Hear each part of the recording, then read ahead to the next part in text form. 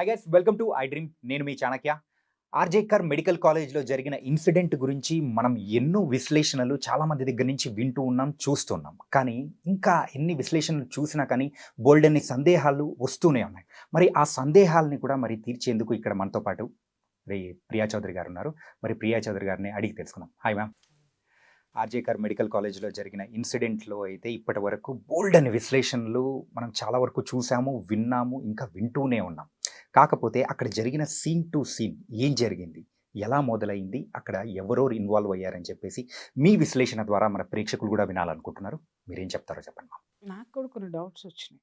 ఎందుకంటే ఇన్సిడెంట్స్ నేను చూస్తున్నాను ఏం జరుగుతుంది ఏంటి అనేది. కొన్ని ఎలా మర్డర్ జరిగింది, ఎక్కడ జరిగింది, ఏం జరిగింది, ఇంతమంది చేశారా, అంతమంది చేశారా, ఎవరి విశ్లేషణ వాళ్ళకు వస్తుంది. అవును. నాకు కొన్ని కొన్ని డౌట్స్ నాకున్నాయి. ఆ మ్మ్. డౌట్స్ని నేను మీడియా ముఖంగా నేను అడుగుతున్నాను. ఓకే. దాన్ని ఒకసారి జనం కూడా కొంత విశ్లేషిస్తే బాగుంటుంది. లేదా అసలు జరిగిన సిచ్యుయేషన్స్ ఏంటి అనేది మనకి ఇన్వెస్టిగేషన్లో కూడా వస్తాయో లేదో కూడా నాకు doubt as a journalist okay. నేను చెప్తున్నాను. మ్మ్. కానీ నేను ఈ ఇష్యూస్ అన్నీ నా మస్తిష్కంలో గందరగోళం. ఓకే. ఏ ఒక్క విషయం కూడా నేను లాస్ట్ ఎపిసోడ్లోనే చెప్పా, మూలాల వరకు వెళ్తాను నేను. మ్మ్. అది ఏంటనేది తెలుసుకునేదాకా నేను నిద్రపోను. నాకు నిద్ర పట్టదు. నిద్రపోను కాదు, నాకు నిద్ర పట్టదు. మ్మ్. వాస్తవం నేను అనుకున్నాను, నాకు ఆ డౌట్ వచ్చిందంటే నా డౌట్ క్లియర్ అయ్యేంత వరకు నేను సర్చ్ చేస్తానే ఉంటా.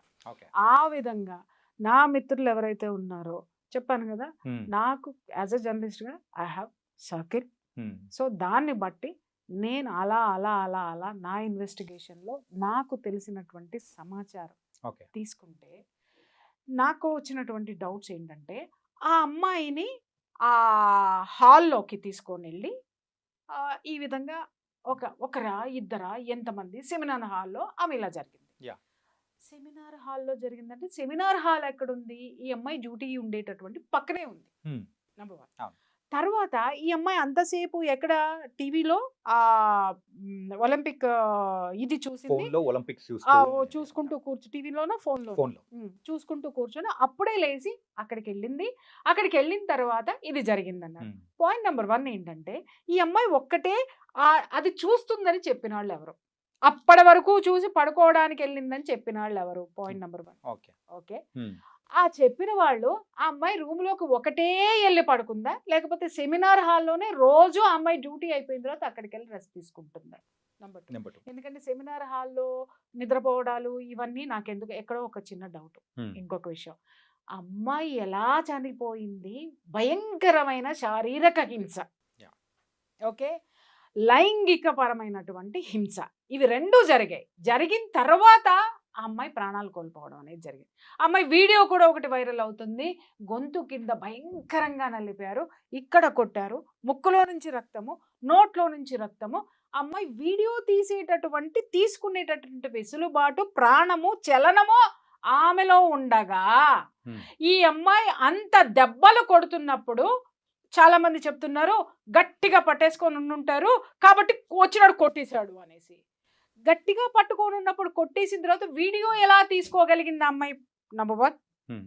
రెండోది, అసలు నేను చెప్తున్నా సరే, ఆ అమ్మాయిని అలా పట్టుకొని కొట్టేశారు, అబ్బాయి బాగా కొట్టేశారు, అందరు పట్టుకున్నారు, ఒక్కొక్క వేలుకు ఒక్కొక్కడు ఉన్నాడు అనుకుందాం, కాలుకొకడు, వేలుకొకడు, చేయికొకడు, పొట్టకొకడు, అందరూ ఉన్నారు, వీళ్ళు కొట్టేశారు. కొట్టిన దెబ్బల శబ్దం ఎవరికైనా పడలేదా? రైట్. ఇంకొకటి, మ్మ్. ఆ అమ్మాయి ఎన్ని గంటలకు వెళ్ళింది? 3 గంటల పాటు ఈ నరకం చవి చూసింది, లేదా 45 నిమిషాల పాటు నరకం చవి చూసింది అన్నారు. ఈ శబ్దాలు అలజడులు ఏమి రాలేదా?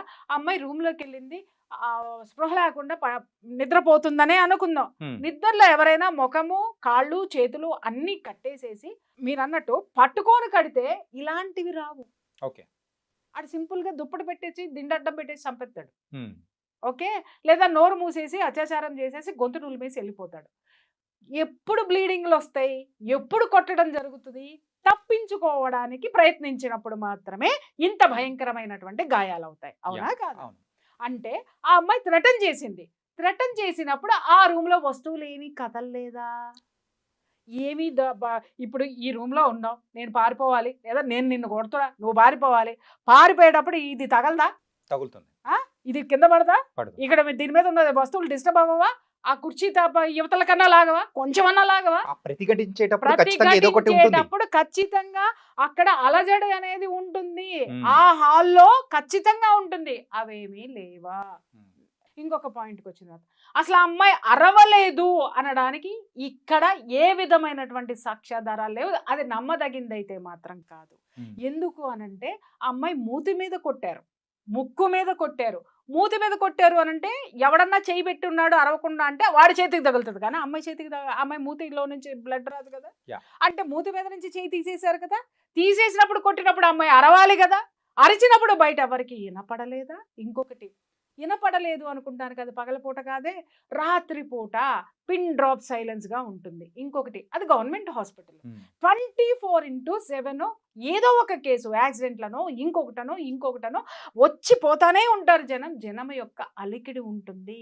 ఉమ్. ఈ అమ్మాయి డ్యూటీ చేస్తున్నటువంటి రూమ్ నుంచి ఆ యొక్క సెమినార్ హాల్ ఎంత దూరంలో ఉంది, ఆ అంత దూరంలో ఉన్నటువంటి సెమినార్ హాల్లో జరిగేటటువంటి ఈ యొక్క ఘర్షణ ఎవరి దృష్టికి రాలేదా?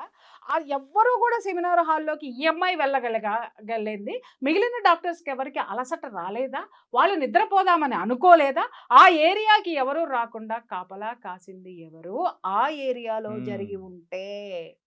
రైట్. దీన్ని బట్టి ఇంకొక డౌట్ ఏమొస్తుందంటే అసలు ఈ సంఘటన ఆ ఏరియాలోనే జరగలేదు అనుకుందాం, ఉమ్.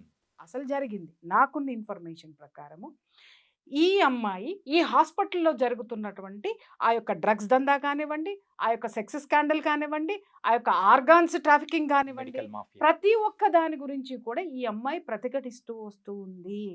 ప్రతిఘటిస్తూ వస్తూ కూడా ఈ అమ్మాయి సహించలేక వీటిని ఎందుకు మనము అంటే ఆ అమ్మాయి ఆర్గాన్స్ ట్రాఫికింగ్ గురించి పక్కన పెడదామండి, ఉమ్. ఓకే. ఇంకొకటి ఏంటి అనంటే ఆ డ్రగ్స్ గురించి కూడా పక్కకు పెడదాం, ఈ అమ్మాయికి సంబంధం లేదు డ్రగ్స్ గురించి. ఓకే. కానీ సెక్స్ స్కాండల్ దగ్గర మాత్రం ఈ అమ్మాయికి ఏదో ఒక విధంగా ఎక్కడో ఒక చోట సెగ తగిలి ఉండాలి కదా. ఖచ్చితంగా. సెగ తగిలినప్పుడు ఈ అమ్మాయి ప్రతిఘటించేటటువంటి సిచ్యుయేషన్లో ఉండాలి కదా.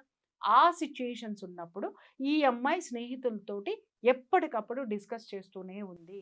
దీన్ని నేను ఊరుకోను, దీన్ని పై లెవెల్కి తీసుకెళ్తాను, పై లెవెల్లో ఎవరు వినలేదు అని అంటే పత్రికలకి మీడియాకి నేను దీన్ని డిస్క్లోజ్ చేస్తాను అనేటటువంటి ఆ యొక్క డిస్కషన్ ఆ ఫ్రెండ్స్ మధ్య జరిగింది.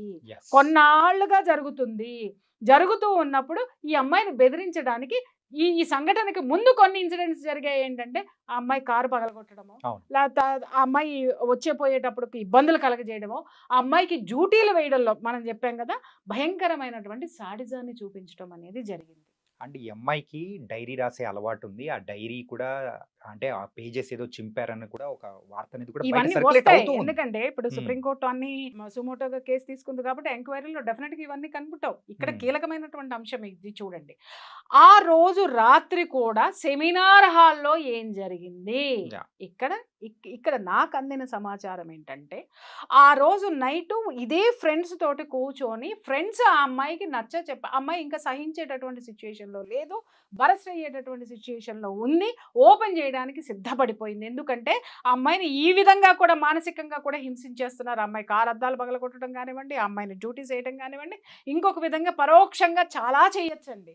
ఇవన్నీ చేస్తుండే ఇంకా అమ్మాయి ఇక నా వల్ల కాదు, నేను ఎట్టి పరిస్థితుల్లో దీన్ని సహించే ప్రసక్తే లేదు, దీన్ని ఎక్కడ డిస్క్లోజ్ చేయాలో అక్కడ చేసేస్తాను అని చెప్పేసి అని పట్టుబట్టి కూర్చుంటే ఆ అమ్మాయిని కూర్చోబెట్టి ఫ్రెండ్స్ ఒక ముగ్గురు కూర్చొని డిస్కషన్ ముగ్గురు మధ్య జరిగింది. నువ్వు బయటికి వెళ్ళకు, నువ్వు చెప్పకు, నువ్వు చెయ్యకు అని. ఈ అమ్మాయి వినలేదు. Hmm. కారణం ఏంటి అనంటే ఈ అమ్మాయి నేనే కాదు ఎంతో మంది ఉన్నారు, నేను ఎందుకు ఊరుకోవాలి, ఎందుకంటే ఈ అమ్మాయిలో పోరాడే నైజం ఉంది, Yeah. ఎదుర్కొనే శక్తి ఉంది, దమ్ము ఉంది, ధైర్యం ఉంది. కాబట్టి ఆ యంగ్ బ్లడ్ నేను దీన్ని సహించను, దీన్ని డెఫినెట్గా నేను బయట పెట్టే తీరుతాను అని అనేసరికి ఆ ముగ్గురు మధ్య ఏదైతే డిస్కషన్ జరిగిందో దాంట్లో ఉన్నటువంటి ఒక అమ్మాయి యొక్క బాయ్ ఫ్రెండ్ ఈ డ్రగ్స్ దందాకి, సెక్స్ రాకెట్కి, ఈ ఆర్గాన్స్ ట్రాఫికింగ్కి సంబంధించినటువంటి Person. పర్సన్. అప్పుడు ఈ అమ్మాయి ఇది ఇది ఏ విధంగానూ లొంగట్లేదు, ఏమి చేయట్లేదు, ఇది ఓపెన్ అయిపోతానంటుంది, ఇంకా మా వల్ల అయితే కాదు, మేము చెయ్యాల్సింది చేసాం, మీ కర్మ అని వదిలేసింది. Hmm. అక్కడ నుంచి ఏం జరిగింది స్టోరీ అనేది బయటికి రావాల్సి ఉంది. ఈ అమ్మాయిని ఆ స్నేహితులు ఎక్కడికైనా రమ్మనమని చెప్పి మరే చోటకైనా తీసుకెళ్లారా? నేను అదే చెప్తున్నా. అప్పటి వరకు ఆ అమ్మాయి చూసుకుంటూ కూర్చొనుంది, వీడియోస్ చూసుకుంటూ కూర్చుందని చెప్పిన వాళ్ళెవరు? సెమినార్ హాల్‌కి వెళ్ళి పడుకోంది అని చెప్పిన వాళ్ళిద్దరిని కూర్చోబెట్టి మాట్లాడిస్తే అసలు హంతకులు, అసలు హిస్టరీ, సీన్ టు సీను, మొత్తం సీన్ ఆఫ్ అఫెన్స్ మొత్తము సుప్రీంకోర్టుకి వచ్చేస్తుంది, చేతిలో ఆ రిపోర్ట్ వచ్చేస్తుంది. అండ్ ఇంకొకటి ఏంటంటే వాళ్ళ డాడ్ చెప్పిన దాని ప్రకారము ఆ అమ్మాయి చనిపోయిన తర్వాత కూడా ఆ క్రిమేషన్ చేసే టైంలో కానీ ఆ రోజు మెయిన్గా చెస్ట్ డిపార్ట్మెంట్లో ఎవరైతే ఉన్నారో వాళ్ళ స్నేహితులు కానీ ఎవరైనా కానీ వాళ్ళ తల్లిదండ్రులకు కూడా మినిమం సహకరించలేదంట. అదే చెప్తున్నాను కదండి. మినిమం అంటే మినిమం కూడా సహకరించలేదంట. సహకరించలేదు అంటే ఎంత భయభ్రాంతులకు గురి చేశారు? లేదా ఈ అమ్మాయి మీద జరిగేటటువంటి దాడి ముందే అందరికీ తెలిసిపోయిందా? సహకరించలేదు ఇన్ ద సెన్స్ ఏంటంటే, ఆ ఘోరాన్ని వీళ్ళల్లో కొంతమంది చూసి మిగిలిన వాళ్ళకి జారేసి ఉండొచ్చు కదా! యాహ్! అంటే ఎవరో ఒకళ్ళు చూసారు. ఎవరో ఒక ఇద్దరు చూసారు. ఆడపిల్లలే చూసారు. లేదా మగపిల్లలు తోటి డాక్టర్స్ చూసారు. తోటి మెడికోస్ చూసారు. చూసిన తరువాత భయంతోటి సహకరించలేదు. ఇక్కడ మనము ఎవరిని అందరిని తప్పు అని అనొద్దు. లేకపోతే అందరిని ప్రాణభయం చాలా మందికుంటది. అక్కడ అకృత్యాలు ఎందుకు బయటికి రాలేదు ఇన్నాళ్ళు అనంటే ప్రాణభయంతోటి ఎవడు చెప్పలేదు. అవును. నాకెందుకులే అని ఉదాసీనతతోటి ఇంకొకడు. రైట్. నేను చదువుకొని బయటికి వెళ్ళిపోతే నా డిగ్రీ సర్టిఫికేట్ నాకొచ్చుదిలే అని లొంగిపోయినమ్మ, లొంగనటువంటి అమ్మ, సర్టిఫికేట్లు తీసుకొని బయటికి వెళ్ళిపోయినటువంటి వాళ్ళు, నాకెందుకులే అనుకొని వెళ్ళిపోయినటువంటి వాళ్ళు, స్వార్థంతో వెళ్ళిపోయిన వాళ్ళు ఉండొచ్చు.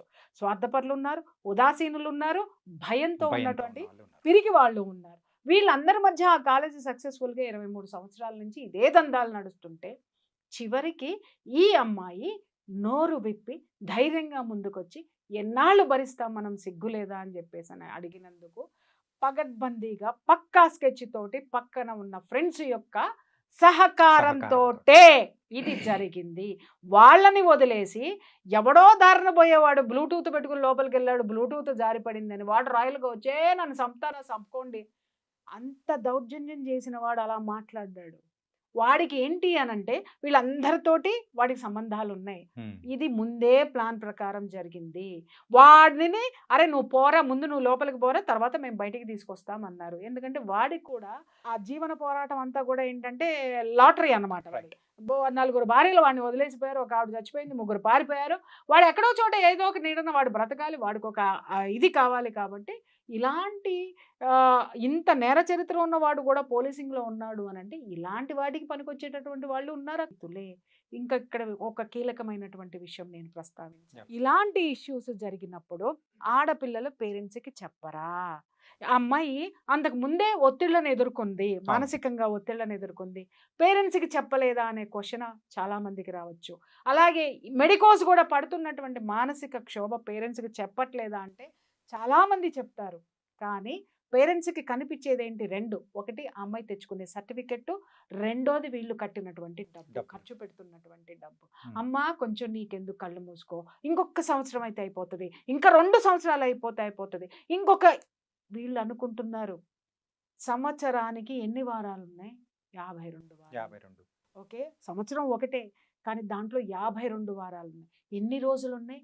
365 రోజులు ఉన్నాయి. ఎన్ని గంటలు ఉన్నాయి? 24x365 అవర్స్ ఉన్నాయి. 300 అంతకి ఇంటూ 60 సెకండ్స్ వేసుకోండి. సెకండ్కి ఈ బిడ్డ ఎంత నరకం అనుభవిస్తుంది అక్కడ అనేది పేరెంట్స్ తెలుసుకోవాల్సినటువంటి అవసరం ఉంది. ఇక్కడ చాలామంది పేరెంట్స్ అమాయకులు అనుకోవాలో, మూర్ఖులు అనుకోవాలో తెలియదు. డాక్టర్లు అనిపించేసుకోవాలి మా పిల్లలు, డాక్టర్స్ చదవటం తప్పని నేను అనట్లా. అక్కడ జరుగుతున్న వాటిని మీ పిల్లలు ఎప్పుడైతే చెప్పారో, చెప్తున్న తల్లులు చెంగు దోపి హాస్పిటల్కి వెళ్ళి చెడుగుడు ఆడుకోండి. నా బిడ్డకి ఇలా జరిగిందా, కొడకల్లారా సంపుతా మిమ్మల్ని, నరుకుతా మిమ్మల్ని అని ప్రతి తల్లి తిరగబడితే, పబ్లిక్ తిరగబడితే ఎవడు మాత్రం ఏ దాష్టికం చేస్తాడు చెప్పండి? నీకు వచ్చే స్టూడెంట్ యొక్క పేరెంట్సే ఒక దీని కింద ఉన్నారంటే స్టూడెంట్సే లేకపోతే నీ కాలేజ్ ఎలా ఉంటుంది? చచ్చినట్టు నీకు అనుగుణంగా ఆ కాలేజ్ ఉంటుంది. బట్ ఇక్కడ ఎవరికి అనుగుణంగా ఎవరిని ఉంచారు అంటే దౌర్జన్యాలకి, దుర్మార్గాలకి అనుగుణంగా జనమే అటువంటి దుర్మార్గుల చేతిలో పెట్టింది కాదా? ఇదంతా తప్పెవరిది? ఇన్ని సంవత్సరాల మట్టి జరుగుతున్నటువంటి దుర్మార్గాల్ని చూసి ఉదాసీనంగా ఉన్నటువంటి సమాజానికి తప్పు కాదా? ఆ సమాజంలో కాలేజీకి పంపించేటటువంటి పేరెంట్స్ తప్పు కాదా? ప్రతిఘటించినటువంటి అక్కడ ఉన్న యువత తప్పు కాదా, అక్కడ ఉన్న పౌరుడి తప్పు కాదా? అందుకే అన్న తిలా పాపం తలా తలా పిరికి. పిరికెడు.